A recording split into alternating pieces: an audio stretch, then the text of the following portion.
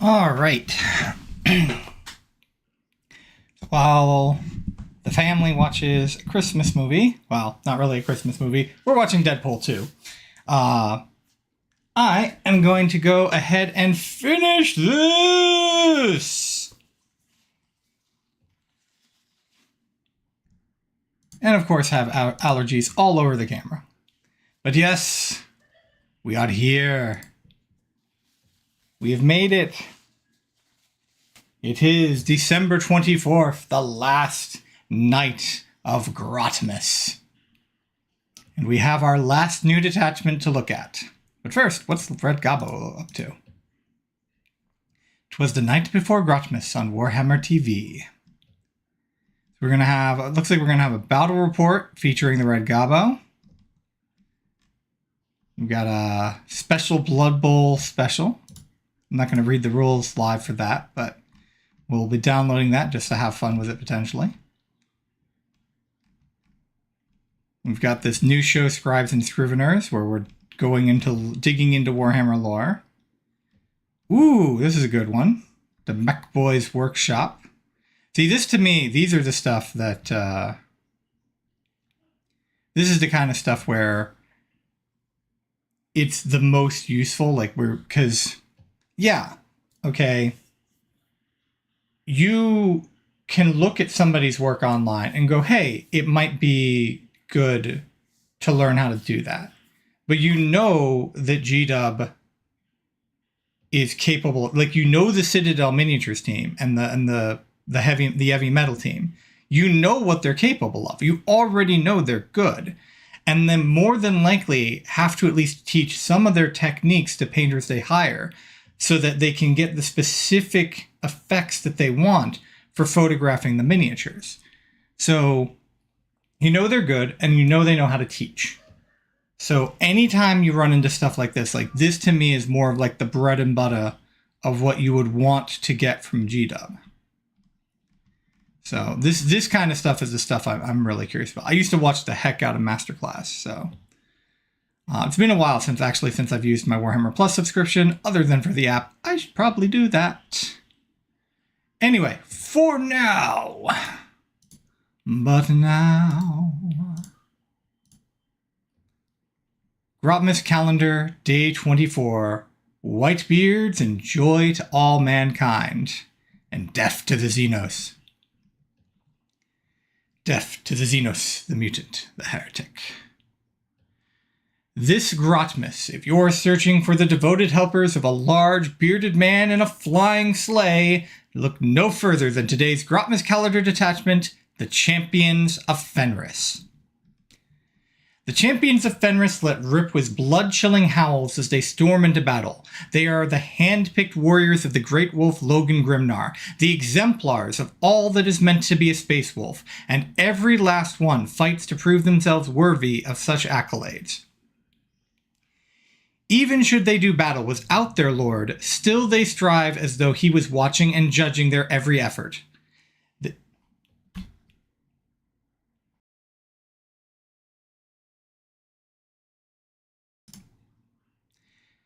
Sorry, dinner time was not that long ago. Even should they commit one saga-worthy deed after another, hunting down the mightiest prey, on worlds across the galaxy, no matter how terrible the foe or deadly the battlefield, the Champions of Fenris fight endlessly in the defense of the Allfather's realm. These are the greatest heroes of the Space Wolves, and the detachment rule, the Great Wolf Watches, reinforces this by granting a version of a heroic intervention to all infantry and walker units. At the end of the opponent's charge phase, any of these units within 3 inches of an enemy unit can declare a charge. Targeting those enemy units, Space Wolves Terminators also gain a point of objective secured, letting them do double duty as objective clearers and objective takers. The Wolves' Wisdom enhancement makes the detachment rule even stronger for one unit, letting them declare a charge against units within 6 inches instead of within 3 inches. The mere presence of this unit on the battlefield will force the enemy of the Space Wolves to change their plans to account for the extraordinary warriors in their midst. The champions of Fenris are often outnumbered on the battlefield, but they have a wealth of experience to ensure they are never outmatched. For example, Prey Taker's Eye stratagem grants an infantry unit lethal hits or sustained hits 1, so a Space Wolf player can always tilt the scales in their favor no matter the foe they're facing. Alright. So it looks like at the very least we're going to get different rules. I was a little worried at the start was the theming, because the current detachment we have is Champions of Rust. So quick overview. Champions of Rust, and I have to admit, I honestly thought that Champions of Rust was going to be a really good detachment right out of the gate. I thought that the ingenuity of the competitive players was going to mean that that could potentially be like the strongest of the detachments. For those of you who don't know, the way Champions of Rust worked on release is you had a number of sagas. And then basically at the end of every battle round, you could pick a saga that, actually it might have been at the end of every turn. Yeah, I think it was maybe it was at the end of every turn. And either way, at a certain point, you could pick a saga. And if you had successfully completed that saga that turn with one of your characters, you gained that buff for your entire army. So in theory, you could gain 5. Yeah, I'm pretty sure it was every turn I think there were 5 sagas, and I theorized that it was possible for a Space Wolf player to literally get all 5 up and running. And technically that is true. However, it was limited in 2 ways. The first way it's limited in is, of course, you only get to pick 1 saga every turn. And so you have to first commit the deeds to gain the saga. But if you accidentally gain the saga of 2 deeds, well, you might have just wasted things. You literally have to pick the saga that you know that you're literally forced to pick the saga that you don't think you'll be able to do again. So that kind of changes the dynamic of the mechanic. But the really big thing that limited it is it was limited completely to your characters. Not the character unit. Not a unit was the character keyword, but specifically character models. A character model had to do every deed. All right. So when I was looking at this and thinking like, they're talking about the greatest wolves, I'm like, well, this is starting to sound a little familiar, and it's like Champions of Rust, Champions of the Great Wolf, but it looks like this detachment is going to be more focused on strategy as opposed to trying to buff your whole army. So it looks like it's going to have an army-wide buff and or close to army-wide buff. It's only infantry and walkers.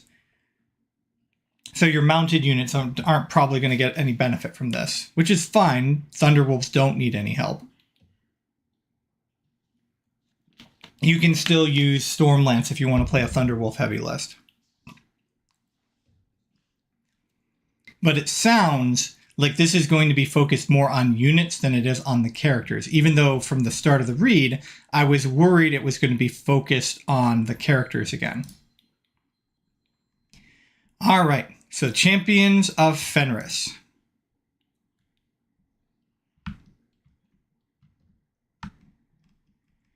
Detachment rule, the Great Wolf watches. The battle brothers of this great company know that their lord expects of them and would rather die 1,000 deaths than be found wanting in Grimnar's eyes. At the end of your opponent's charge phase, each Adeptus Astartes infantry and Adeptus Astartes walker unit from your army that is within 3 inches of one or more eligible units, enemy units that would be eligible to declare a charge against one or more of those units, can declare a charge.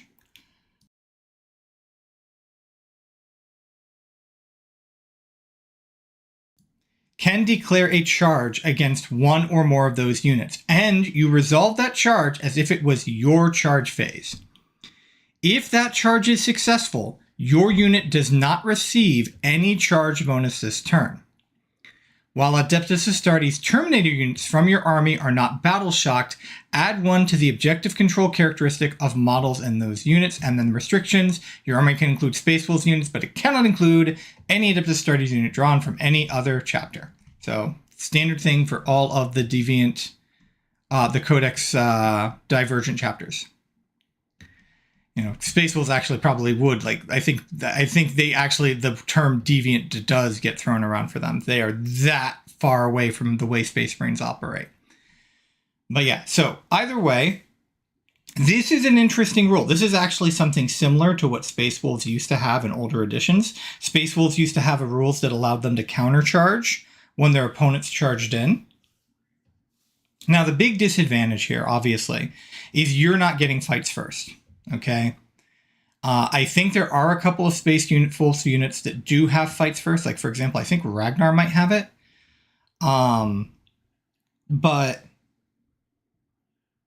fights first is an extremely powerful rule. However, providing you use this correctly, you can overwhelm your opponent. And remember, you get first pick during your opponent's turn. So they charge you, you charge back. They get to fight first, and then out of the surviving units, you get to pick who gets to fight next. Okay? And then again, if they charge like a unit that has fights first for whatever reason, hopefully there's an enhancement for that, then you get to pick. Again, you get first pick of fight first units too, so you get to pick that unit to fight first with it.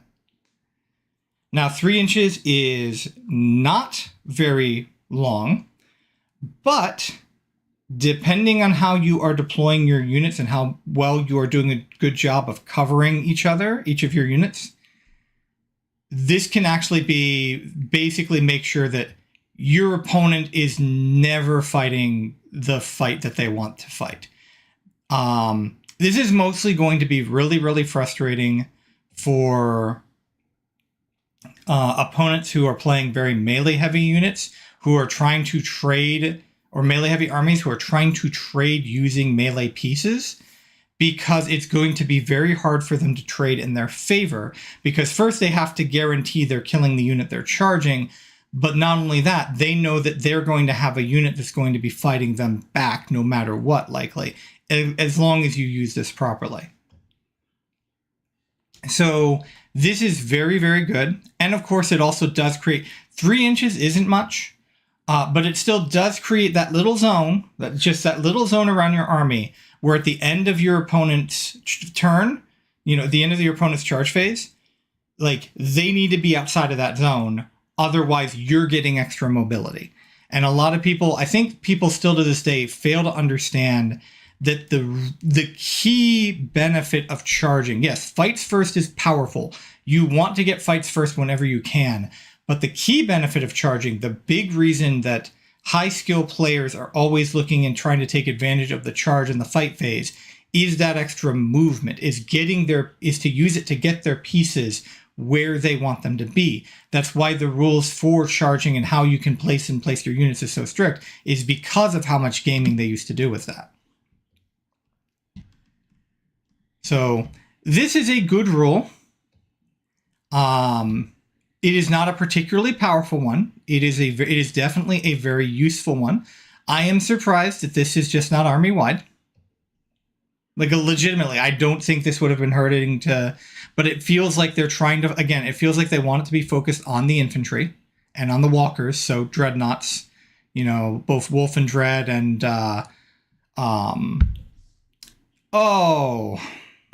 Bjorn the Foul-Handed. Bjorn gets to benefit from this. So yeah, so it's basically, it is your dreadnought characters and it is your infantry. Again, you can't use this with Thunderwolves or Wolf Cavalry or any type of mounted unit. You can't use it with bikers. You can't use it with the rest of your vehicles. It can only be used with your walkers.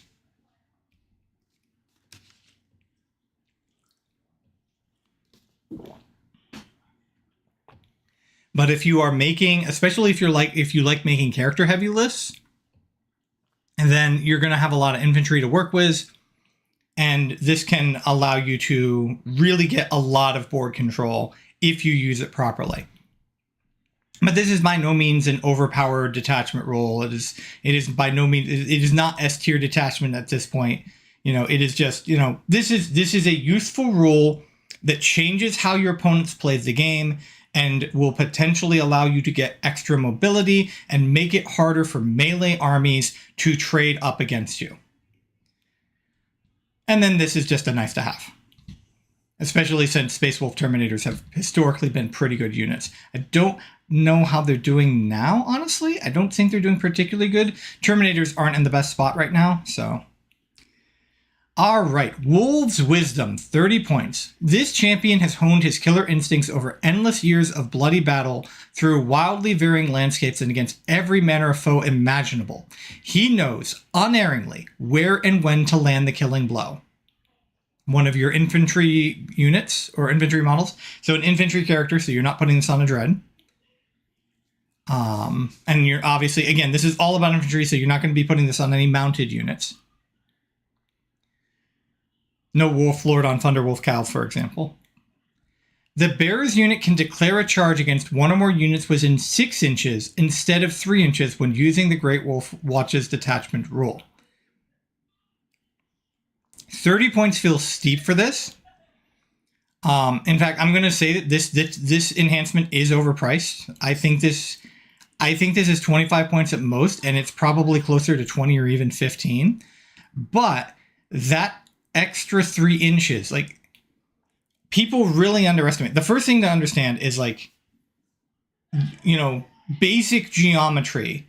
When you increase the area of a circle, which is what you're doing, is, assume circular base. Okay, because again, infantry, not mounted.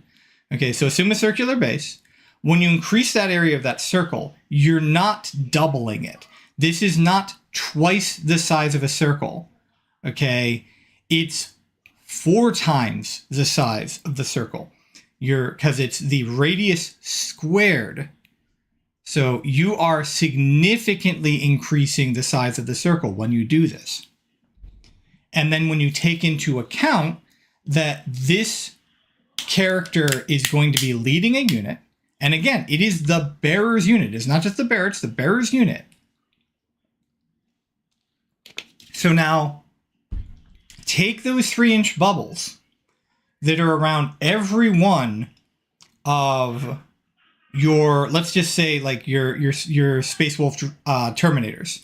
Take the 3-inch bubbles around every one of your Space Wolf Terminators. Okay, and now 4 times more area on every one of them. And it's just this massive area of the board that your opponent now has to watch out and make sure they're not towing into it. Otherwise, now 6 inches is not as reliable as 3 inches. You're going to make the 3-inch charge. In fact, this is actually technically, since you have to be within 3 inches, it's technically a 2-inch charge.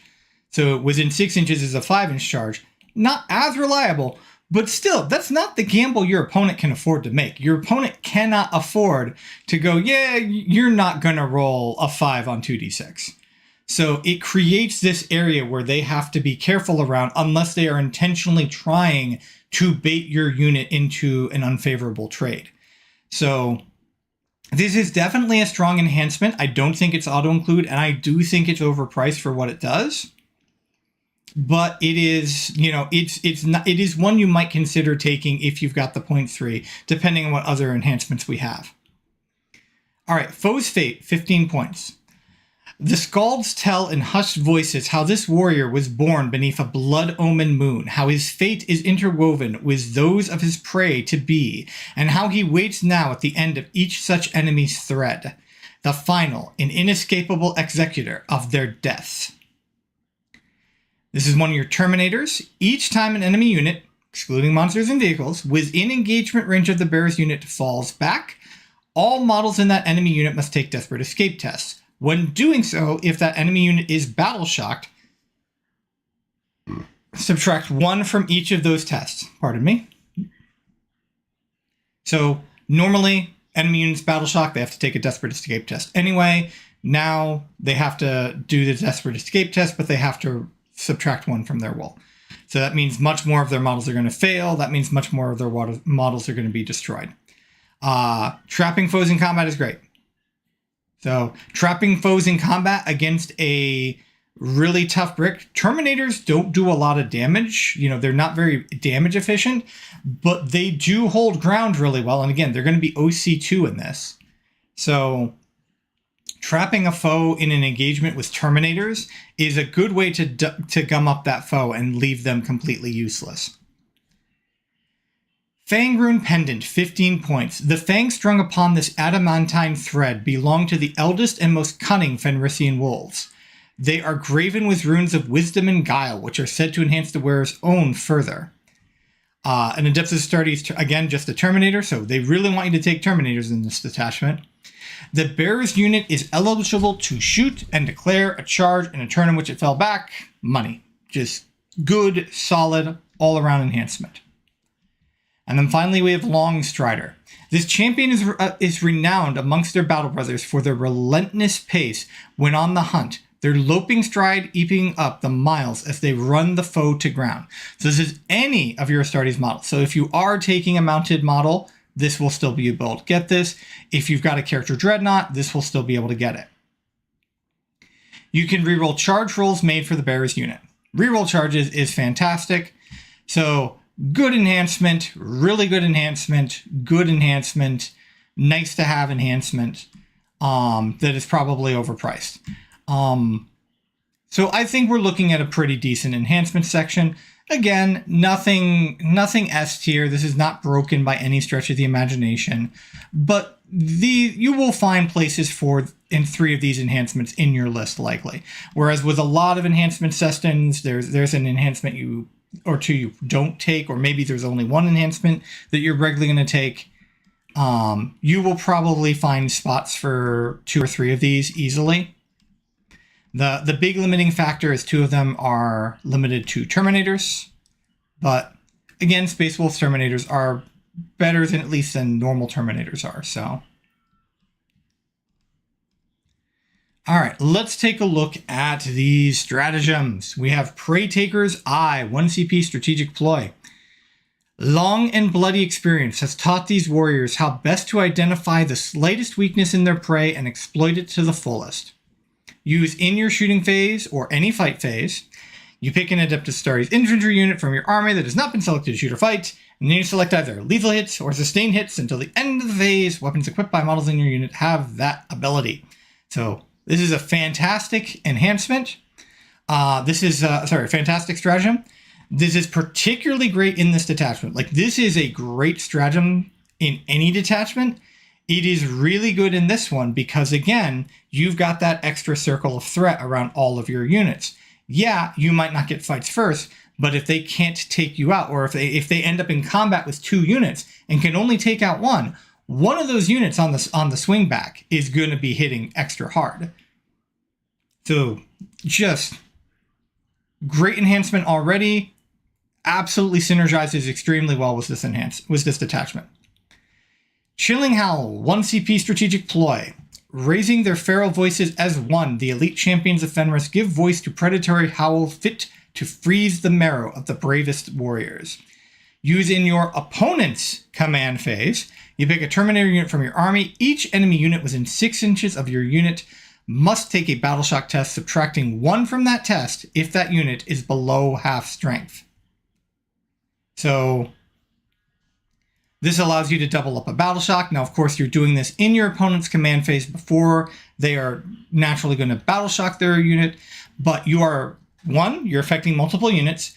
2, you are battle shocking your opponent in their command phase. That is the worst time for your opponent to get a battle shock, have to take a battle shock test, because they have to wait all the way through the entire battle round, through both of your turns, before their units are going to be able to heal from being battle shocked.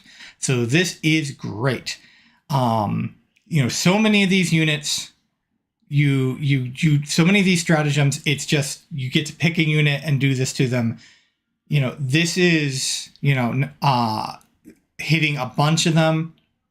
And again, this creates another bubble of threat your opponent has to be wary of. Yeah, it's not as big as the charge distance, unless, of course, you put the Terminators on this one. But chances are, if they're within 6 inches, they're going to be charging anyway. or they're going to be trying to get out of dodge, one or the other. So yeah, so this is really good too. Armor of Contempt, we know. It is still the old wording on Armor of Contempt. Ignore the old wording. This is until the end of that unit's attacks. But it is still, like I said, just, don't stick your Terminators out in the middle of the frickin' board and expect them to survive a full shooting phase because you put Armor of Contempt on them. But, your opponent, you got your setup, you're trying to make your opponent make bad trades in melee. Bam, Armor of Contempt made their trade a lot worse. All right, Stalking Wolves, 1 CP, Strategic Ploy Stratagem.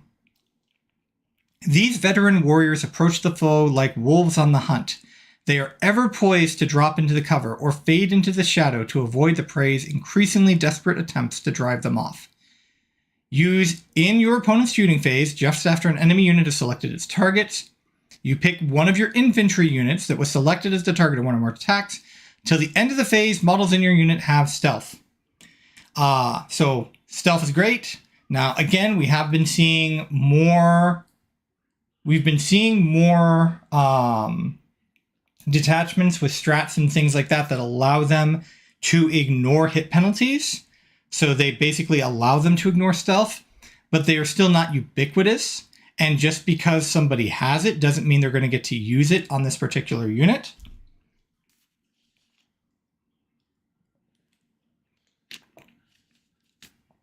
So again, this is another great way to increase the durability of your unit. If you know that your opponent is going to be trying to take out a specific unit and you do want to try to save them, you can stack Armor of Contempt and Stalking Wolves, and that'll drastically increase their durability. Again, this is only going to be for one round of shooting, but this will be for all of the shooting that is done that phase. All right, Runes of Claiming.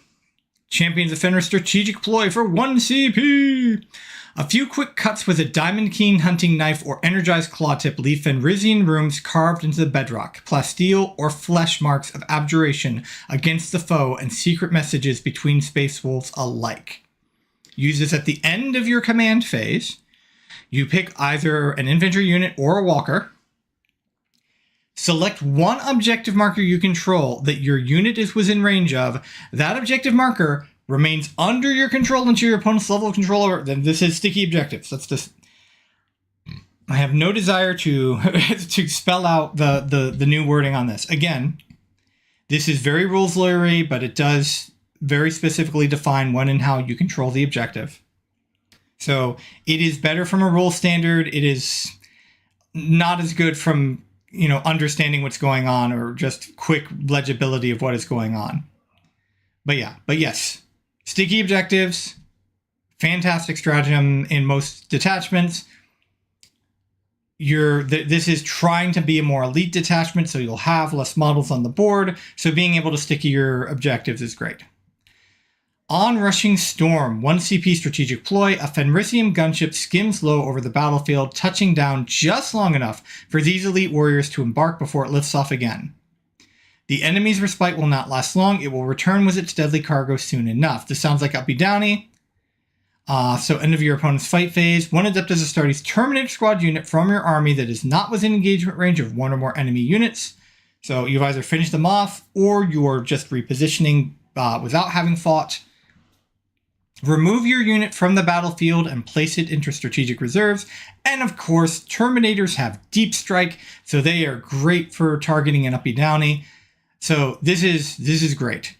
So the only thing really holding things back here is the fact that two of your stratagems specifically target a Terminator unit. Now, again, this wants you to take Terminators, but Terminators aren't the best unit right now. So, you've got much better units you can often put in a Space Wolf list. So that is a slight knock against this detachment, but this is a killer stratagem section. Every one of these stratagems is useful. You're going to be using all of them quite frequently.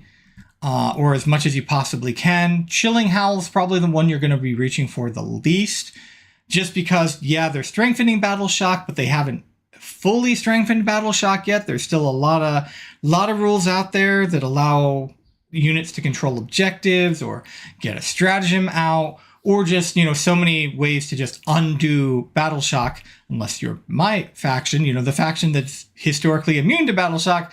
We are harder to battle shock, but we are definitely not able to recover from it. Even though I feel like one of my strats should be the will of the hive mind kind of strat. But yeah. So this is a great suite of stratagems. These are good enhancements. This is a good rule. I would say this is a pretty solid B to A tier detachment. Again, the big limiting factors are you're going to be using this on infantry, which is fine. Space Wolves do have good infantry. They want you to focus on Terminators, which is not as good because right now Space Wolves Terminators aren't particularly good. But hey, they don't have their book yet. Space Wolves Terminators could be really awesome in the new codex. You do get to use it with walkers, and there are a lot of stuff here that you can use on walkers. So if you've got any dreadnoughts, especially character dreadnoughts, you can use that. You can, of course, take this on Murderfang or Bjorn the Fell-Handed and use these. Murderfang alone, with his ability to just keep fighting. So there is a lot of fun to be had here. Although I was a little worried at first, this does not feel in any way like it has a lot of overlap with Champions of Russ. The only overlap is in the title with the Champions of Fenris. Other than that, this is actually somewhat unique, and it is going to ask you and push you to do a different style of play than what Space Wolves are currently doing. It's going to ask you to go more infantry heavy. I'm not going to say it's going to ask you to go more character heavy because Space Wolves lists are already tending to be pretty character heavy. But it's going to ask you to be more infantry heavy. It's going to ask you to get your Terminators out, dust them off, and get them on the table. And I have a feeling we'll see some Space Wolves players play around with this just because it's a new Space Wolf specific detachment. Again, it's not going to be as much as like the other people stuck on indexes are going to be like, oh yes, give me, I need to try this. Because, yeah, Space Wolves may only have their detachment regarding Space Wolves detachments and the Space Wolf index, but they've still obviously got access to all of the Space Marine ones. And I do think, unfortunately, that the Stormlance is probably still the best way to play Space Wolves. And I do think there is a pretty decent chance, just because of the fact that they've buffed it and you now get to choose one of your sagas at the start to just be an army-wide buff. I do think that Champions of Russ is probably still stronger than this detachment is. But this is a good detachment, and I do think people are going to have success with it. I think if you want to be fun and fluffy with this, you can definitely have fun and fluff in a narrative game. I think if you want to put this on a competitive table, you're probably going to struggle a little bit by not taking the Stormlance or the Champions of Rust, but I think you can still win and bring home tournament trophies with this. So that's my thoughts on this. We did it! We have made it to the end of Grotmas. It's beginning to look a lot like a Grotmas. But we do have something that I'm going to try to pop on really quickly tomorrow and see what we get, providing my health lets me. Of course, my niece is going to want me to get out so that they can open presents really quickly. But I will still try to see what the gift is for Warhammer Community tomorrow. I'm not sure what it could be. We've already got a balanced data slate. We've already got a new MFM. We've got detachments for across the board now, every faction.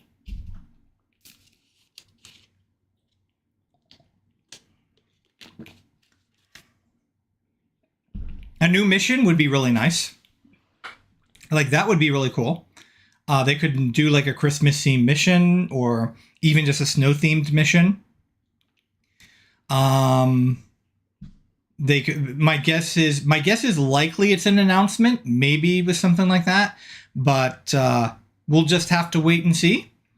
again, that's the fun of the season, is waiting to see what's under the tree. I'm a little surprised that they are doing something tomorrow, but we will have to see what we will see. We will see what's under the tree. In the meantime,